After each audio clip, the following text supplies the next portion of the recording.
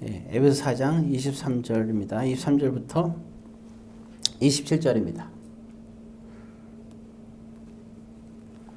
자, 한 절씩 교도하겠습니다. 오직 너의 심령이 새롭게 되어 하나님을 따라 의와 진리의 거룩함으로 지으심을 받은 새 사람을 입으라. 그런즉 거짓을 버리고 각각 그 이웃과 더불어 참된 것을 말하라. 이는 우리가 서로 지체가 됨이라. 그들 내어도 죄를 짓지 말며 해가 지도록 그를 품지 말고 27절 마귀에게 틈을 주지 말라. 아멘. 기도하겠습니다. 사랑의 아버지 하나님, 오늘 시간에 주의 말씀에 충만한 은혜가 임하게 도와주옵소서. 예수님의 이름으로 기도드립니다. 오늘 에베소서 말씀인데 쭉 펴놓고 또 이 말씀으로 같이 나누게 될 겁니다. 우리 오늘 현대인에게 있어서 가장 중요한 것 중에 한 가지, 제가 7가지를 지난 주일날 말씀드렸죠. 어쩌면 그거는 우리가 현대인을 사는 사람들에게 있어서 참 좋은 중요한 7가지 요소고, 그건 어쩌면 그런 가치관이라고 볼 수 있어요. 그러니까 우리가 꼭 가치관이라 그러면 여러 가지가 있지만, 그런 특별히 그 중에서도 7가지에 대한 확실한 우리의 가치관이 있어야 되고, 그 가치관이란 말이 그렇게 어려운 게 아니라 어떤 생각을 하고 있느냐 하는 거죠. 그래서 7가지가 있었는데, 제가 이제 말씀드리면 일단 우리는 심리적인 거죠. 심리적인 부분의 가치관. 가치관의 표현을 쓸게요. 이 7가지 가치관을 어떻게 갖고 있냐에 따라서 그 사람의 인격과 품위와 그리고 그 사람의 가치가 이제 인정되는 거죠.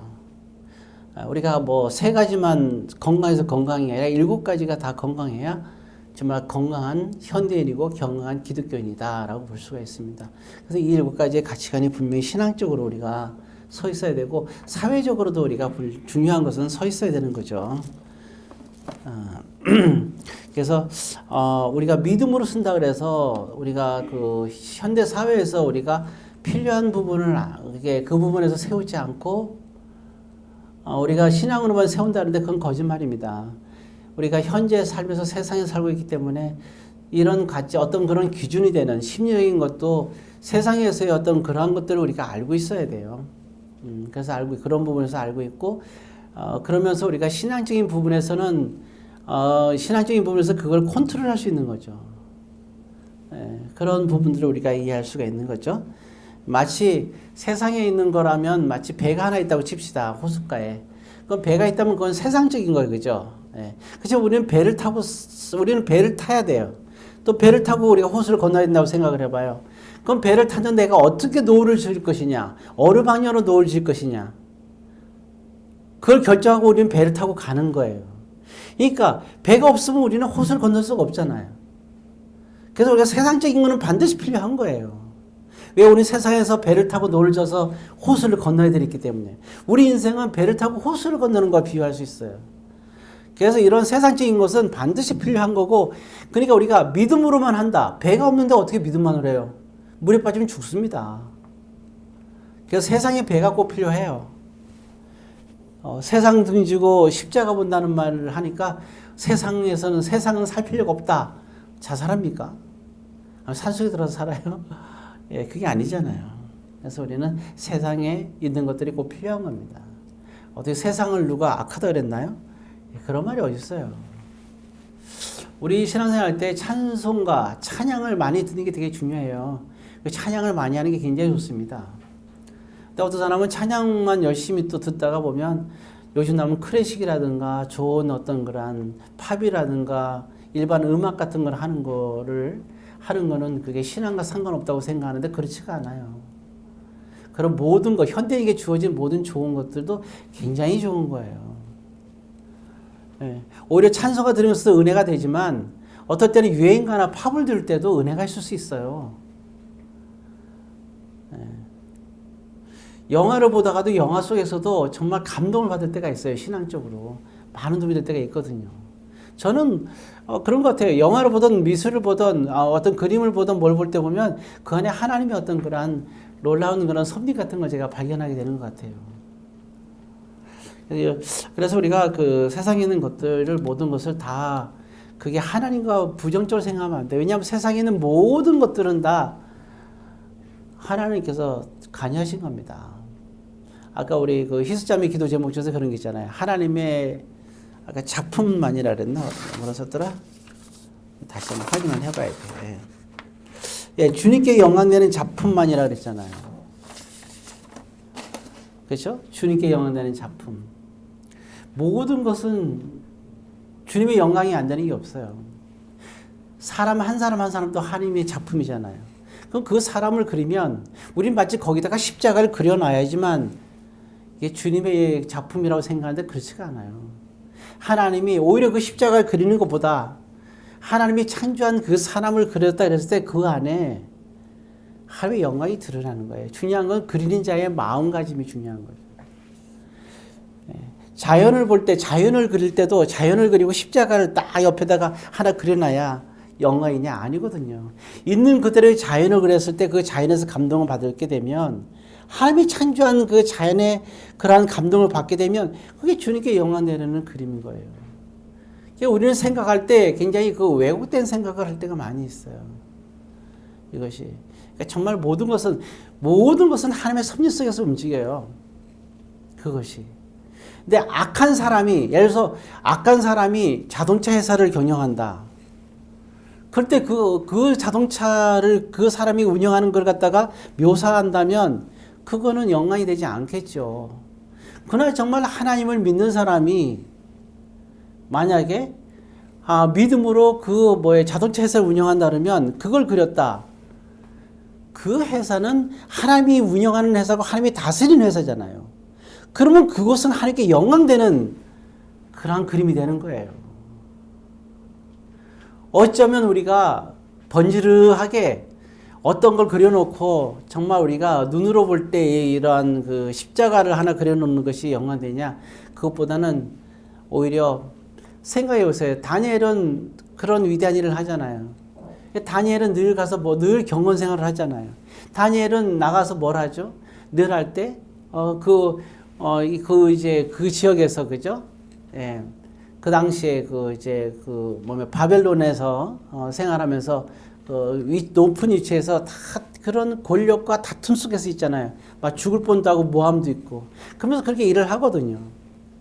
그럼 그 일하는 모습에 다니엘을 보면 다 세상 일을 하잖아요. 그리고 또 한 가지 보면 하만이라는 사람이 있어요. 하만이라는 사람.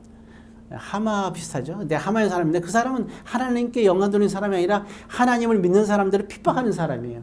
그 사람도 굉장히 높이 있는 사람이고 세상 일을 해요. 자, 그런데 우리가 봤을 때 하만의 그림을 그리거나 아니면 우리가 또 누구죠? 다니엘 그림 그렸을 때 누구의 영광이 되느냐? 하만은 하나님을 핍박하는 사람이에요. 그러니까 하만이 하는 일을 들어갔다 우리가 묘사했을 때는 그건 하나님께 영광이 되지 않죠. 그렇지만 다니엘은 하나님에 대한 경건한 자예요. 그리고 나와서 그가 어떤 일을 하지만 그 안에 늘 항상 하나님이 중심으로 어떤 일을 하는 거예요. 그럼 우리가 볼 때는 겉으로 볼 때는 별로 차이가 안 나요. 하는 행동으로 봤을 때는 똑같이 세상 일을 하니까. 그렇지만 정말 다니엘의 그런 모든 손대는 것에는 하나님의 영광이 있는 거예요. 또한 두 가지 우리 예를 들어서 사울왕과 다윗왕을 보세요. 똑같이 사울도 전쟁을 하고 다윗도 전쟁을 해요. 그럼 전쟁의 그림을 묘사합니다, 우리가. 사실 전쟁은 사람을 죽이고 잔인한 거잖아요. 근데 사울이 전쟁을 했을 때는 그 전쟁은 잔인한 전쟁이고 하나님의 영광과 상관이 없어요. 왜? 사울은 예배도 드리고 신앙생활 잘하기도 하지만 그는 하나님께 순종하지 않는 자잖아요. 성경에 하나님께서 버렸잖아요. 그렇지만 다윗은 어때요? 이는 나의 합한 자라 그랬잖아요. 다윗이 전쟁할 때 그것은 하나님께 영광되는 거예요. 그러니까 다윗의 전쟁을 묘사할 때는 그거는 하나님께 영광을 나타내는 거죠. 그러니까 다윗은 자기가 힘들 때 늘 시를 써요.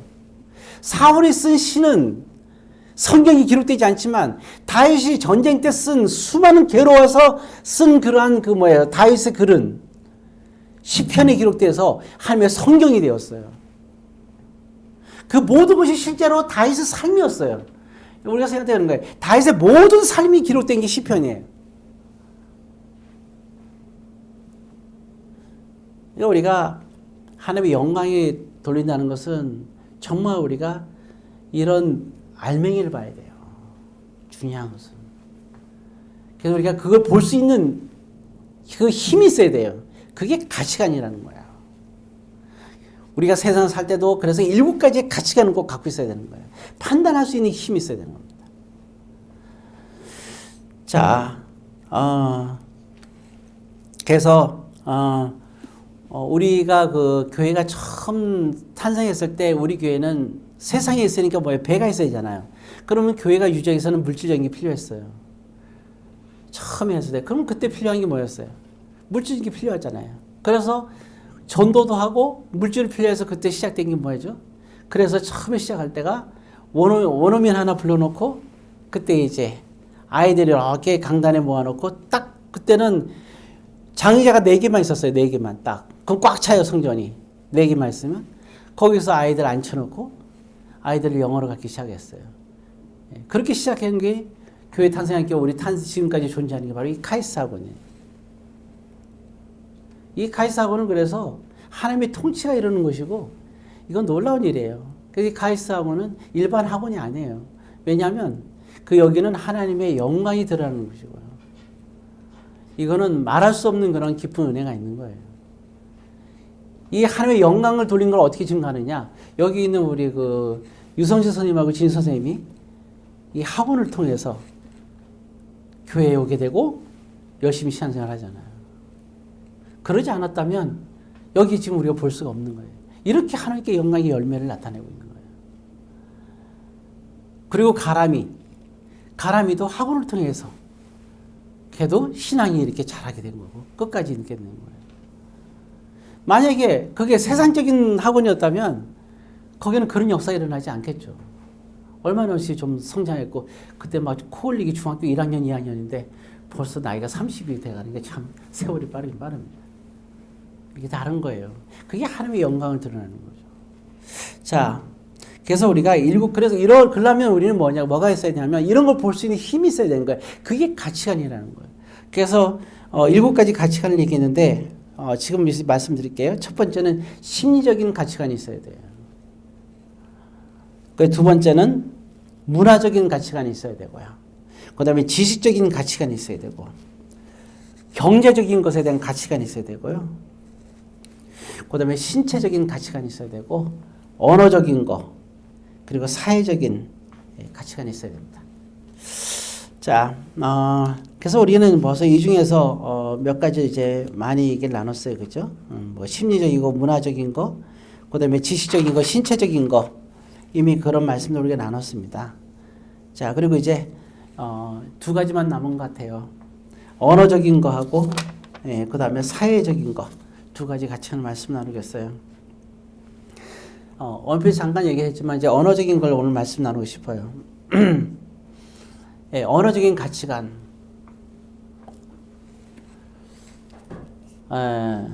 참 제가 요즘 아이들이 보는 어떤 뭐가 있나 봐요. 뭐 드라마인지 뭐 유튜브인지 뭔지 모르겠어요. 지네끼리 유행하는 게 있는 것 같더라고요. 제가 가르치는 애들이 몇 명이서 이렇게 공부하다 말고 지들끼리 놀았어요. 그거 막 이렇게 페이퍼에 있더라고요. 근데 지금 기억이 잘 안 나는데 2가지 단어를 썼더라고요. 순교의 애가. 그래서 내가 뭐냐? 어때? 그래서 내가 이제 강제로 막 펴봤죠. 그때는 뭐라 하는지 기억 안 나는데 4글자였어요. 하나 그 다음에 끝에가 새끼라고 써 있더라고요. 깜짝 놀랐어요. 그래서 왜 이렇게 욕을 썼냐 그랬더니 누가 근데 네 몰래 썼냐 했더니 아니 자기가 썼대요. 근데 보니까 지네끼리 맞추는 퀴즈를 하고 있었던 거예요. 그걸 보면서 그런 날 제가 그래서 얘들한테 얘기했어요. 야, 너네는 그런 단어를 유행어로 쓰냐? 그렇대요. 어디에 나왔다 그러더라고요. 얘네들이 이런 걸 보고 잘하는구나. 물론 그런 말 쓸 수 있죠. 뭐뭐 새끼. 제가 지금 하고 싶은 것은 언어적인 가치관에 대해서 말하고 싶은 거예요. 우리가 어떤 단어를 쓰느냐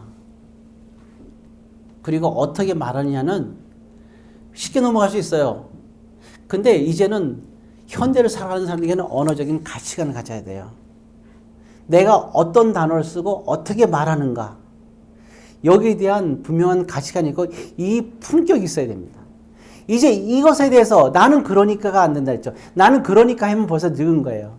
나이가 10대라도 나는 그러니까 이대로 살 거야. 내 마음대로. 그러면 그 사람은 이미 올드한 거예요. 이미 그 사람은 젊었지만 10대지만 이미 뭐예요? 저기 A세대. 요즘 보게 되면 그래요. 이게 나이 젊은 사람들도 너무 이제 과잉보호를 받아서 모르지만 자기 고집대로 그냥 이렇게 할 거야. 이게 좋은 것 같지만 고집과 아집이 다른 거거든요. 내가 변화를 위해서 노력하면서 내가 고집 피우는 거는 고집이에요. 그렇지만 어떤 가치관이 지금 없는 상태에서도 그냥 노력을 하지 않으면서 변화를 위해서 노력하지 않으면서 그냥 내 마음대로 내가 원하는 대로 가는 거는 아집입니다. 요즘에는 아이들이 아집으로 크기 때문에 골치가 아파요. 다 그런 건 아니지만 여러분 아이들이 고집 피우는 것은 그거는 고집 피워도 이렇게 뭐 소홀하게 생각하지 말고 괜찮아요. 근데 아집을 피우는 거에 대해서는 이거는 기도해야 될 문제입니다. 자, 어찌되었든 그래서 우리 자신들에도 좀 변화가 필요합니다. 내가 어떻게 말하고 그리고 또 나는 어떤 단어를 쓰는가. 그리고 언어는 우리가 뭐 지금 대통령 선거도 막 하잖아요. 대통령이 됐다 그래서 국회의원이 됐다 그래서 높은 지위에 있는 게 말하는 게 아니에요. 그거보다 더 중요한 것은 언어예요. 언어. 요즘 막 선거를 막 하는데 보면 그 말할 때 보게 되면 황당한 얘기를 많이 할 때도 많잖아요. 근데 언어에 가치관이 없는 사람들은 참 곤란하지 않을까 싶은 생각이 들어요. 이게 언어라는 건 그만큼 중요하거든요. 그러니까 여러분들이 어느 위치에 있는 게 중요한 게 아니라 여러분들의 가치와 여러분들의 수준을 나타내는 것은 여러분들이 사용하는 언어입니다. 자, 그래서 일단 내가 쓰는 내 언어가 내 지위를 드러내는구나 생각하고 여러분들의 지위를 높였으면 좋겠다 하는 거고요. 판단해야 되죠. 두 번째 또 이제 얘기하고 싶은 언어 가치관에서 마음의 언어입니다. 마음의 언어. 거기 보게 되면 우리가 4장 23절에 보면 이렇게 나와 있잖아요. 자, 너희 심령이 어떻게 돼요? 새롭게 돼요. 마음의 언어입니다. 새롭게 되어서 뭐 어떡하냐? 세 가지가 나오죠. 새 사람을 입으라 그랬어요. 뭐로? 의와 진리와 거룩함으로 새 사람이 입으라 했잖아요. 그죠? 의와 진리로 거룩함으로. 그러니까 우리가 정말 이 언어에서 우리가 언어를 사용할 때 일단 먼저 마음이 중요한 거죠. 마음이 가는데 언어가 따라오잖아요. 그럼 우리는 뭘 따라야 되냐? 의를 따라야 되겠죠. 그다음에 두 번째는 진리를 따라야 돼요. 세 번째는 거룩함에 있습니다. 이 거룩함에 대한 얘기는 좀 더 이제 말하겠는데요. 의와 진리와 거룩함을 따르라. 그런데 이게 이제 마음의 언어인데, 그럼 이제 이런 것이 어떤 것이 있는가?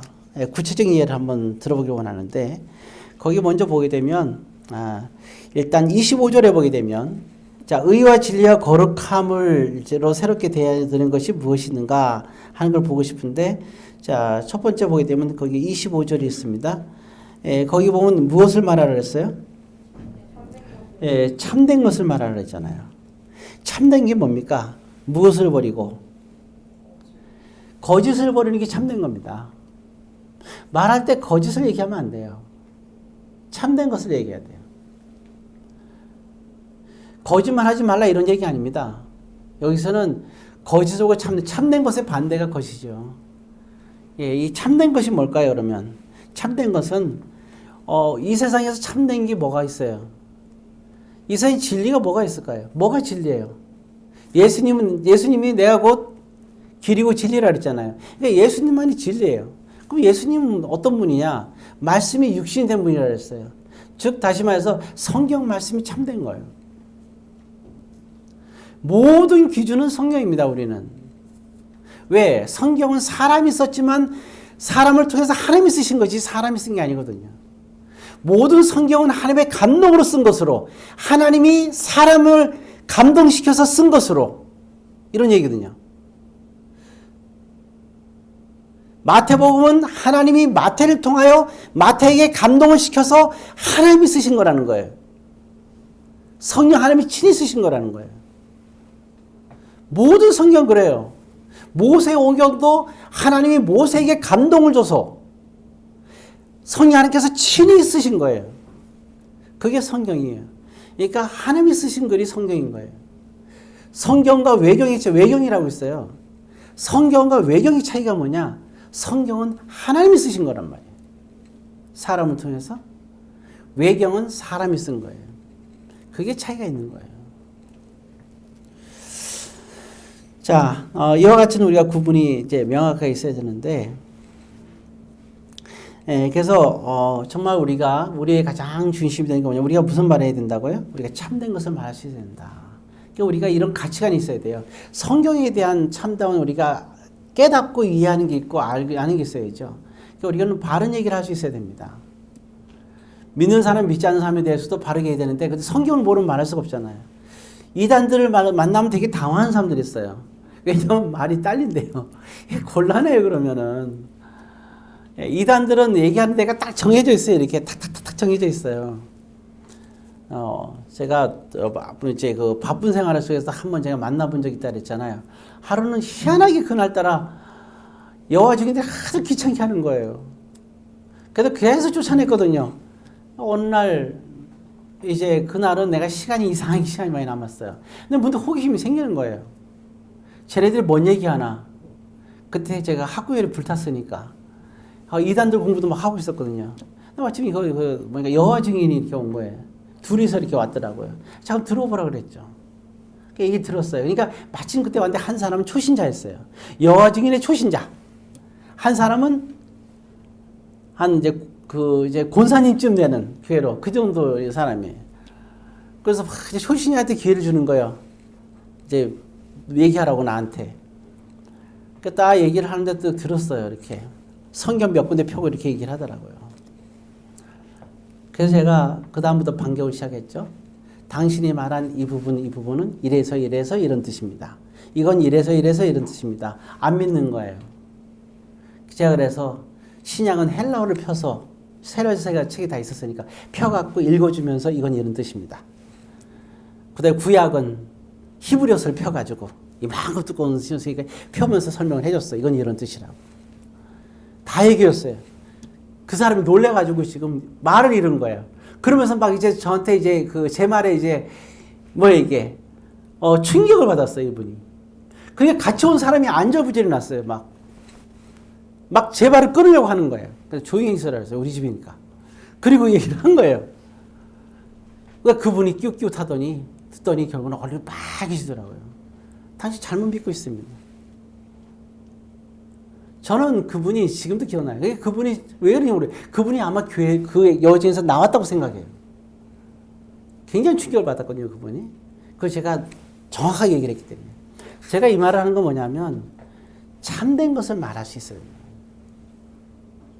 누가 물어봤을 때 모르는 건 대답하지 마세요. 아는 척하면 안 돼요. 모르면 모른다고 하세요. 모른다고 그러는 게 실력이 그것도 몰라 실력이 없네. 들으세요. 괜찮아요. 우리가 예수님보다 실력이 있을 수가 있어요? 속으로 그러죠. 내가 그래도 너보다 낫다. 그러면 되잖아요. 예. 어떻게 물은 걸 다 대답할 수 있어요? 모르면 모른다 하면 돼요. 어떤 때 보면 황당한 질문을 하는 사람들이 있더라고요. 그래서 모른다고 할 때가 있었어요. 죽으면 뭐라더라. 죽으면 지금 내가 사는 강아지가 거기 있냐고 물어보는데 제가 알기로는 없다고 생각한다고 그랬죠. 정말 없냐고 그러더라고요. 그때 죽어서 천국 가서 봅시다 이랬는데 아무튼 모르는 건 모른다고 얘기를 하겠죠. 자, 어쨌든 그래서 뭐냐 참된 것을 말하라는 거예요. 모르는 거 말하면 거짓이 되는 거잖아요. 억지로 얘기할 필요 없어요. 안 그래요? 그런 겁니다. 그리고 또 한 가지 여기서 얘기하면 하나님의 감동을 받아서 내가 뭔가를 얘기하잖아요. 하나님의 감동을 받아서 내가 뭔가를 했어요. 행동을 했어. 여러분 주님께 주일에 봉사하든 헌금을 하든 뭐 하든 감동이 있어서 그 감동 누가 준 거예요? 하나님의 감동을 줘서 우리가 뭘 하잖아. 그죠? 그건 누가 물어요?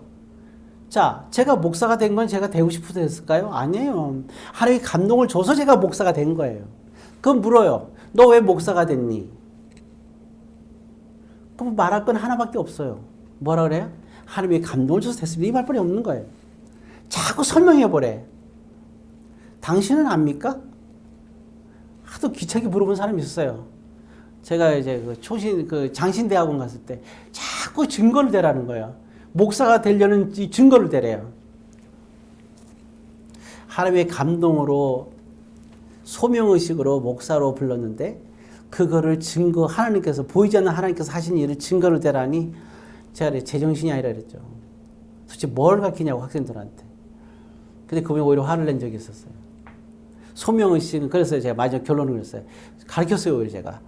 감동, 소명의식, 저에게 온 소명의식은 하나님이 나에게만 주는 거지 당신에게 주는 게 아니고 당신에게 증거할 수가 없는 겁니다.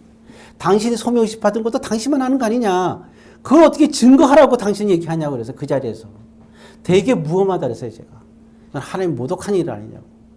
그리고 그랬죠. 당신이 가르치는 학교에 난 다닐 수 없다 그랬어요. 그리고 제가 어디서 찢어버리고 나왔어요. 그래서 총신대학에 들어간 거예요.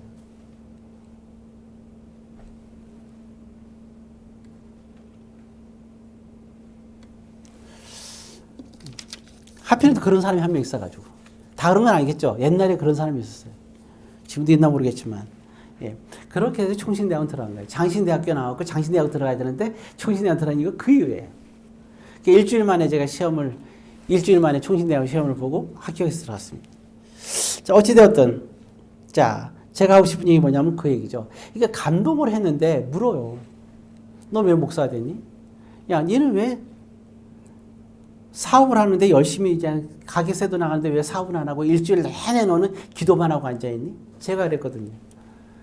처음 이제 사업을 해갖고 뭘 할 줄 알아야죠. 일주일 동안 계속 기도만 한 거예요. 그거 묻는 거예요.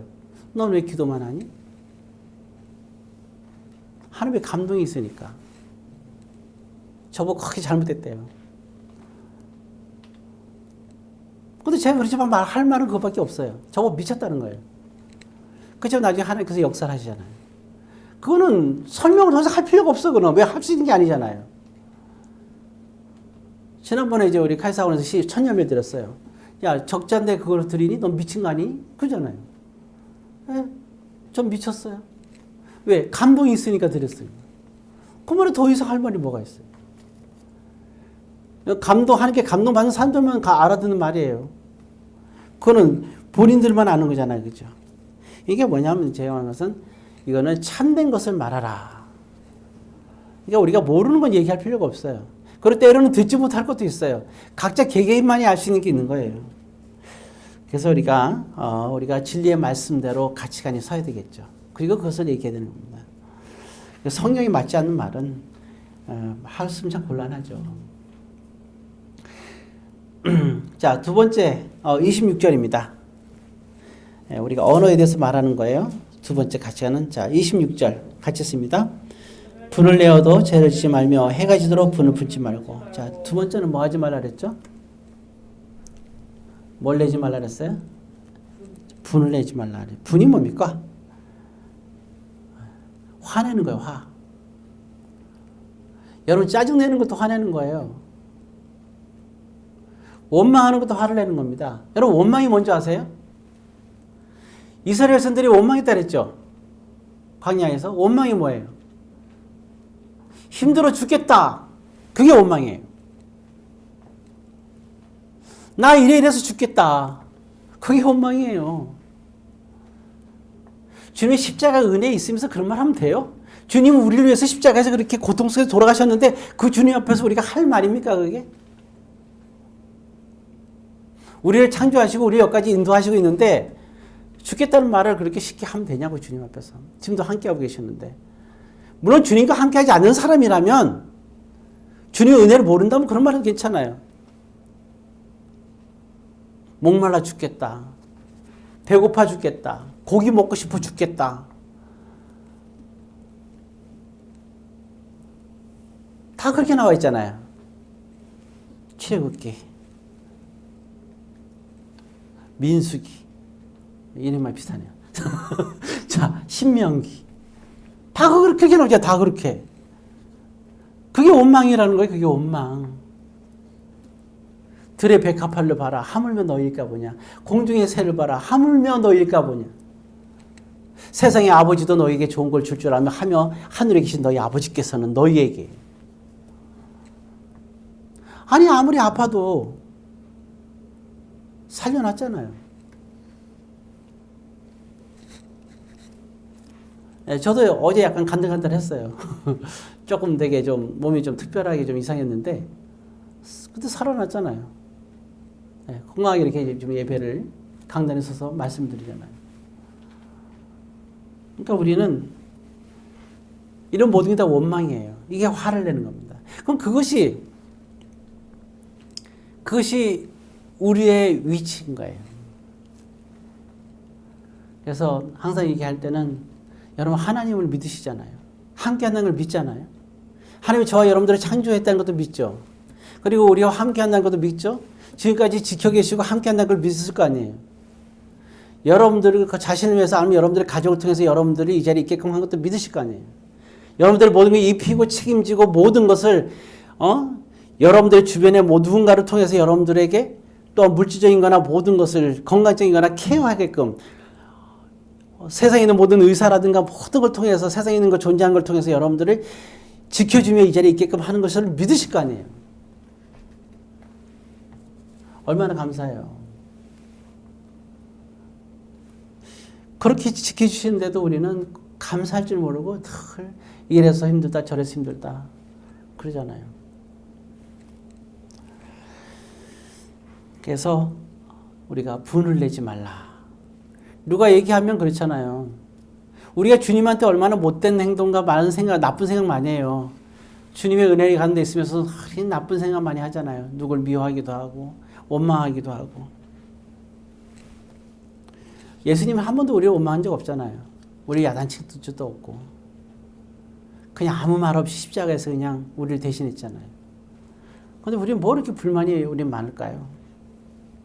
뭐 그렇게 미워하고 원망할까요? 언제부터 우리는 예수 믿고 나서 그렇게 됐을까? 이웃을 사랑하라고 또 내가 너희를 사랑한 것이 너희를 사랑하라고 그렇게 얘기했는데도 불구하고 우리는 여전히 분을 내고 미워하고 화를 내고 여전히 세상의 그런 거를 끊지 못하고 제가 오늘 얘기했잖아요. 보게 되면 무당들이 이제 예수 믿고 나서 나중에 나서 시간이 지나니까 뭐 하고 있어요? 예수 믿는다면서 열심히 기도도 하더니 점을 치기 시작했어요. 그러면서 주님께서 자기에게 가르쳐 주는 거래요. 너의 인생은 어떻게 되고 너는 어떻게 되고. 여러분 그게 하나님 역사 맞습니까? 기도 열심히 하더니 결국 뭐냐면 예수 이름으로 자기가 지금 점을 치는데 귀신이 그 자리에 그대로 이제 있는 거예요. 이거 심각한 거죠. 우리는 뭐예요? 세상에 있으면서 원망하고 불평하고 맨날 하던 행동을 똑같이 교회에서 하고 있는 거예요. 교회 안에 공동체 안에서도 세상에서 미워하던 사람들 미워하고 서로 다투기도 한 걸 여기서 다투고 화를 내던 것도 다투고 세상에서 이것저것 1+1은 2라고 따지던 거를 교회 안에서 그걸 따지기 시작을 하고 세상에서 민주주의를 울붓고 뭐 여성 뭐 남성 뭐 주장하던 사람들이 교회에서도 그걸 따지고 하나님이 통치하는 곳에서는 그러면 안 되잖아요. 그래서 그것이 주님께서 말하는 사랑이 아니잖아요. 근데 우리는 여전히 그런 걸 갖고 있어요. 세상에서는 이성적으로 살아야 되고 똑똑하게 살아야 되잖아요. 근데 여러분 어때요? 주님 안에서는 은혜로 살아야 되잖아요. 그리고 섬기며 살아야 되잖아요. 이게 달라요. 그러지 못한 모든 것이 뭡니까? 우리가 참된 것을 말하지 않고 화를 내며 사는 삶이죠.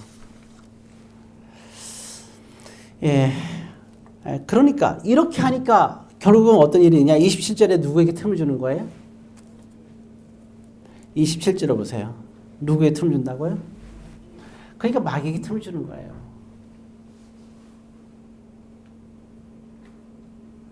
이게 언어의 품이라는 거는 정말 중요합니다. 우리는 말할 때도 힘들어도 힘들다는 말하지 말고 오른쪽이 교통사고가 나서 내가 있잖아요. 어떤 분이 자기 그 로버트 슐러 목사님 되게 유명하잖아요. 옛날에 부흥가수로 굉장히 세계적으로 유명한 분인데 한국에 왔다가 그의 자녀가 큰 트럭에 깔려가지고 팔인가 다리가 완전히 한쪽에 나갔잖아요.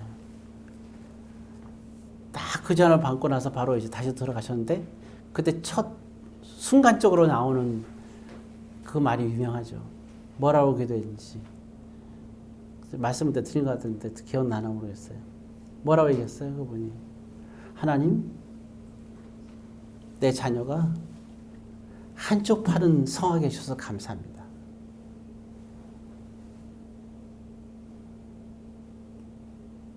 이게 그분이 그냥 한 얘기가 아니잖아요.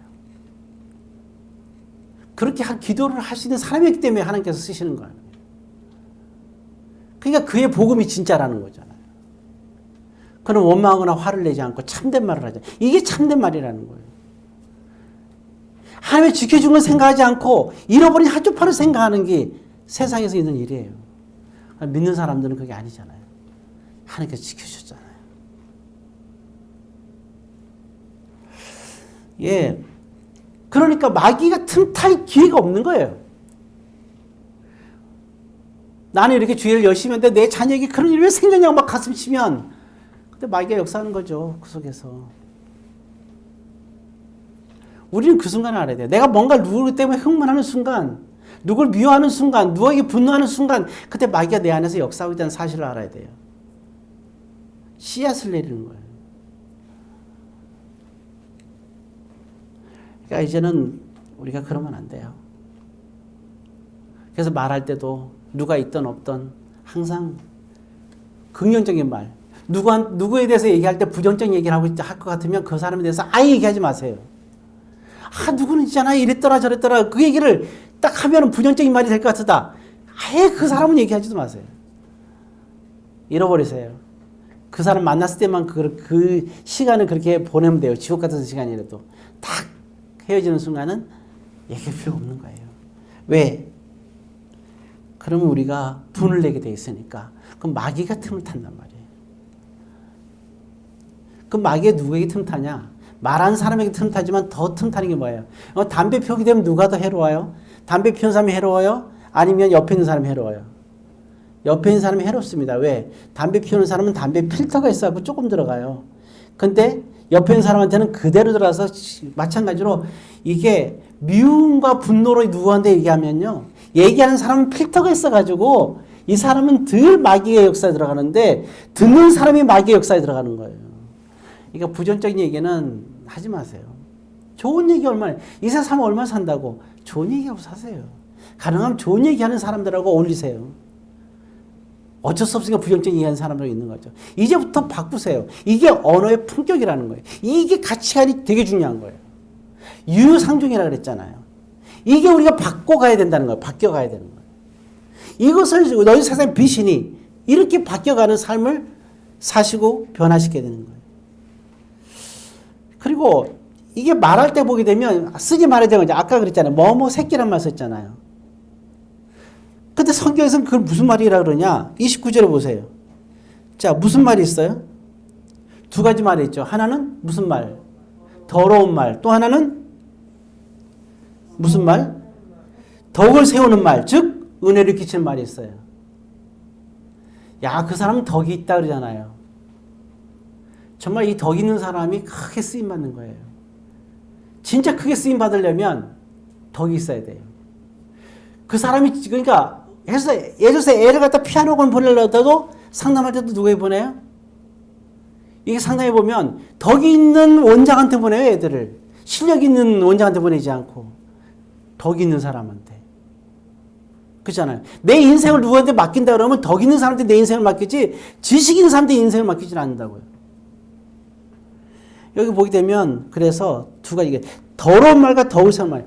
뭐뭐 새끼 이건 뭐예요 이게? 더러운 말이니까 덕을 세우는 거예요. 은혜 없습니까? 아니죠. 덕을 세워요? 아니잖아요. 뭡니까 이건? 더러운 말이에요. 이게 이렇게 표현해요. 더러운 말. 우리 말할 때 순간적으로 말할 때 남에게 상처를 벌써 누가 상처를 받았다. 내가 알아요. 내가 어떻게 하는 상처 주는 건지. 근데 우리는 그대로 밀고 나가요. 난 이러니까. 뭐가 이러니까요? 변화돼야지. 그게 아니에요. 남에게 내가 남에게 상처를 준다는 말은 나는 무슨 말을 하는 거예요? 더러운 말을 하고 있는 거예요. 근데 한 가지 예외가 있어요. 책을 많이 읽은 사람들은 그 언어에 대해서 셰익스피어 얘기해 줬잖아요, 제가요. 영어가 세계적인 언어가 될 수 있었던 것은 뭐예요? 훈민정음이 요즘 많이 알려지죠. 왜 훈민정음이 지금 이제 세계 알려주고 우리 한글 왜 영어가 먼저 알려졌을까? 그 이유는 하나예요. 셰익스피어가 영어를 어떻게 사용하는지를 그 모든 것에서 그걸 갖다가 다 한 거예요. 그러니까 적용을 잘 시켰단 말이에요. 그게 세계적인 언어가 된 거예요.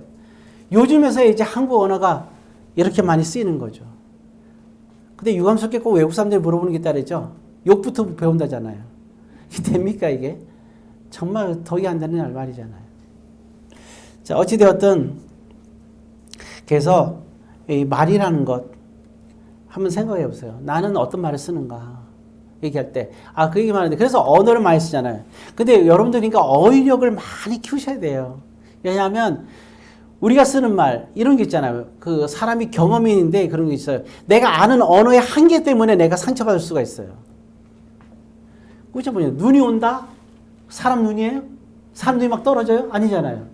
하늘에서 눈이 온다는 것은 그런 눈이 아니잖아요. 사람의 눈이 떨어지는 게 아니잖아요. 그렇잖아요. 보면 야, 네 눈 참 나쁘다. 그럼 그래요. 하늘에서 눈 온 거 왜 저 사람 싫어하나? 예를 드는 거예요. 그러니까 내 언어의 한계 때문에 내가 상처받을 수가 있는 거예요. 그러니까 이게 여러분들이 언어에 대해 풍성해져야 돼요. 그래야 오해를 하지 않습니다. 우리 한글이 얼마나 아름답고 좋은데 풍성한 그런 이해가 되게 중요해요. 그러니까 언어를 나쁘게 만들지 말고 좋게 만들었으면 좋겠어요. 칼이 있는데 칼을 좋게 쓰는 사람들은 과일을 깎고 음식을 만들잖아요. 칼을 나쁘게 쓰는 사람은 어떻게 해요? 사람을 죽이잖아요. 똑같은 언어인데도 좋게 쓰는 사람이 나쁘게 쓰는 사람이 있거든요. 근데 내가 어떤 언어에 대해서 내가 그거에서 상처받게 되면 그 언어를 마치 칼을 쓰는 것처럼 나쁘게 생각한다니까요. 그러지 마세요. 언어를 사랑하세요. 언어 때문에 상처받지 마세요. 좋은 언어들은 이해가 풍부해야 됩니다. 그럴 때는 그건 언어 때문에 상처받는 건 언어 상처받는 사람이 문제예요. 그러기 전에는 우리가 상대방에서 말로 상처를 주면 안 되겠죠. 자, 이게 되면 그래서 우리가 그럼 그러잖아요. 우리가 왜 그럼 굳이 더러운 말과 선한 말을 구분해야 되느냐? 이유는 하나입니다. 자, 이것만 말하고 하나 더 있는데 자, 여기 보게 되면 그 이유는 하나예요. 30절. 자, 앞부분 있습니다. 시작. 하나님의 성령을 어떻게 한다고요? 성령 하나님이 근심해요. 내가 말하는 것 때문에 상대방이 상처받으면 성령 하나님이 근심하는 거예요. 이게 중요한 거예요, 이게. 성령에 감동받은 사람이 성령의 통치에서 내가 살아가는 사람이 성령을 근심하게 하면 되겠어요, 안 되겠어요? 안 되잖아요. 근데 내가 그 말에 내가 상처를 주면 되겠냐고. 안 되는 거거든요. 성령 하나님이 하나님이 근심한다니까요. 그러니까 맨날 하나님 근심시키는 사람이 있어요. 신앙생활은 좋아하는데 맨날 상처 줘갖고 성령을 근심시키는 사람이 있다. 그럼 주님 만나면 그럴 거 아니에요. 주님께서 너는 왜 맨날 평생 날 상처만 주고 살았냐? 왜 날 맨날 근심시켰냐? 아마 그 사람을 만나면 주님이 아니면 주님이 여기 보면 주름살이 가득할 거야 아마. 이게. 근심을 줘갖고 스트레스 받았을 거예요. 자, 글쎄요. 오늘 몇 가지 말씀 나누겠는데 언어적인 가치에 대해서 얘기했는데요. 새롭게 돼야 된다 언어적으로 말씀드리겠고 지금 얘기한 게 마음의 언어 얘기했고요. 그 중에서 특별히 참된 것을 말해야 된다. 그리고 분노나 원망하면 안 된다. 그런 말씀드리고 선한 말과 더러운 말 얘기했어요. 그렇게 하게 되면 마귀에게 틈을 주고 하나님의 성령 근심하게 한다는 말씀드렸습니다. 언어적인 얘기에서 한 두 가지를 더 말씀을 나눠야 되는데 세 가지 정도 말씀을 더 나눠야 되는데 지금 이제 더 이상 나누기는 시간상 여기까지 말씀을 드리고 또 다음 또 우리가 예배 때 다른 나머지 부분들은 또 말씀 나누도록 하겠고 오늘 말씀 나눈 부분들 여러분들이 깊이 묵상해서 정말 하나님이 원하는 그런 자 7가지 중에서 6번째 언어에 대한 가치관입니다. 이것이 얼마나 중요한가 성경적으로도 이런 좋은 여러분들이 언어를 사용할 수 있는 그래서 하나님께 영광 돌리는 멋진 성도가 되기를 주의 이름으로 권면드립니다.